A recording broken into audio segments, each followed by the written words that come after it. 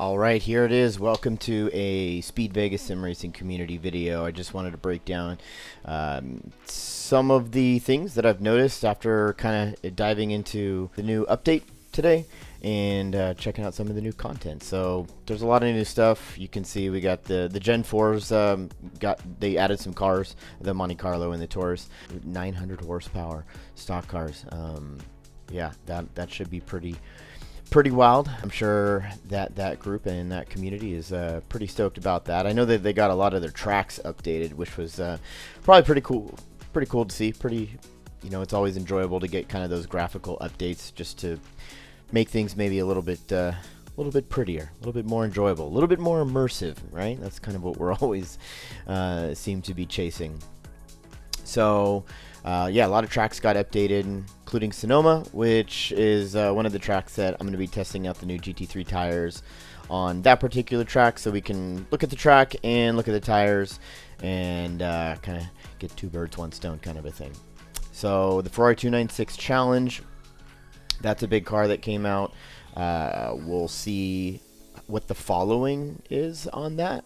I hear good things. It looks good. It sounds good. It seems to be a pretty enjoyable car to drive.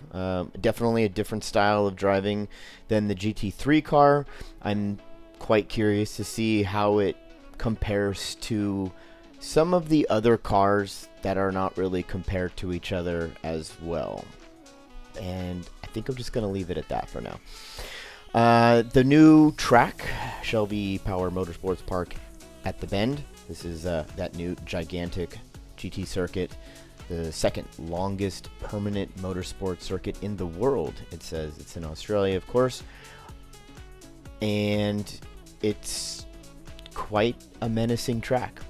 So we'll leave it at that. I'm looking forward to, as I see it pop up on whichever official race for the season 3 comes into. I'll be sure to knock out some laps and hopefully get things sorted out on that one.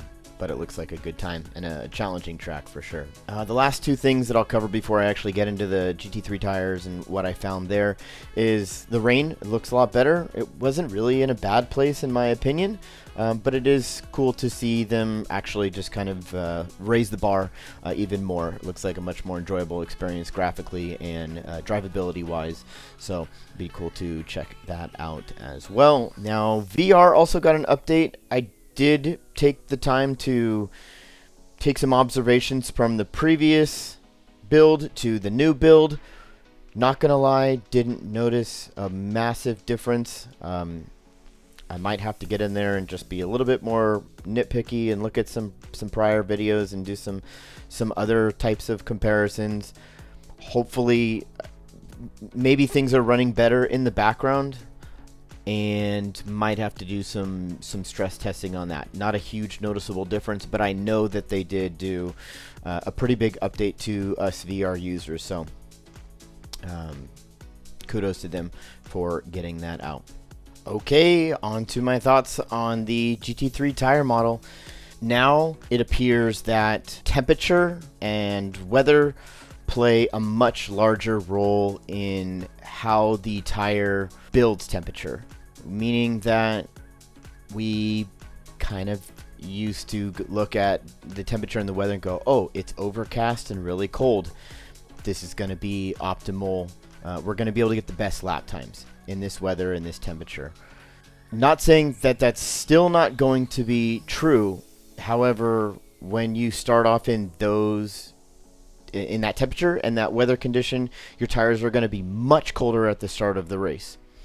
And noticeably, I'm talking 15 to 20 degrees colder starting tire temperatures at the beginning of the race. So it's going to take longer for your tires to come up to that optimal performance temperature that you need. Whereas now, with a clear skies, 90-degree ambient temperature, those tires are going to start at basically their optimal temperatures. So with the threshold of how the temperatures get overheated being lower with the new patch, because in the old one, if you basically drove too aggressively and you spike the temperatures, those temperatures would come up really high and they would take a really long time for them to come down. It was basically like driving on lava or ice, whichever you fancy. It was not an enjoyable experience. So now those temperatures are going to come down in temperature a lot quicker. So it'll be interesting to see how that changes as far as, you know, what conditions people end up preferring. It'll be interesting to see how that plays a role in future races. Now, one other thing that I did notice is that if you do end up overdriving the car, you do experience some slides that the tire, you know, we kind of knew that that was going to happen, that the tires were going to come back to us a lot quicker. We weren't going to be basically screwed for the rest of the lap or a couple corners where it was just undrivable. And now we're going to be able to kind of get back on it, get back up to pace, and that's a lot more, obviously, of an enjoyable and realistic experience, to be honest with you. So that's a good thing. One thing that I did find interesting is that the car is not easier to save. However, I feel like that was maybe something that we were thinking was going to happen with the tire model. That, you know, if we were going to basically be experiencing a lot more exciting moments and be able to save those moments. I still feel like the car it still drives like an iRacing GT3 car. There's really no change there. If you overdrive the car, if you snap it, if you do something wrong, it's still going to be, you're still going to get punished for that mistake. So it's just that if you end up making that mistake, that the tires will not change into something that they used to be. So you're going to be able to get that back a lot sooner. So another thing is that there was this really weird, unnatural way of saving a slide. If you started to lose the back end of the car and you actually turned into the slide, so if the rear end was coming around you to the left and you actually turned to the right, which is very unnatural, you would typically want to counter steer to catch that slide. But that would actually save the car. I think what would end up happening from a technical standpoint is that you would overheat the front tires more than the rear tires, to an extent where the front end would actually come back in line with the rear end of the car. So that was something that does not seem to be as savable now in that way, which is a good thing. I think that's moving in the right direction. We should want to do what feels natural and what tends to work in a more realistic way, in my opinion. But I did notice that was changed, and I really just believe that that's because the tire temperatures don't spike like they used to, which is a good thing. I think that the last thing I'll cover is that the cars seem to have more grip, quite a bit more actually, especially when the tires are at their optimal levels. The cars don't tend to be as snappy. They tend to have a lot more roll to them. They tend to almost have a bit more push, a little bit more understeer.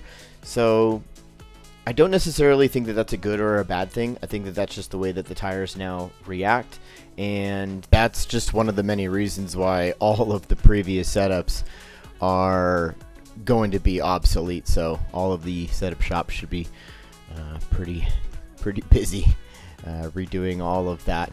As popular as this series is, that'll be a quite a big task, retuning all that. So yeah, we'll sign off there. But thanks, and I'll see you guys in the next one.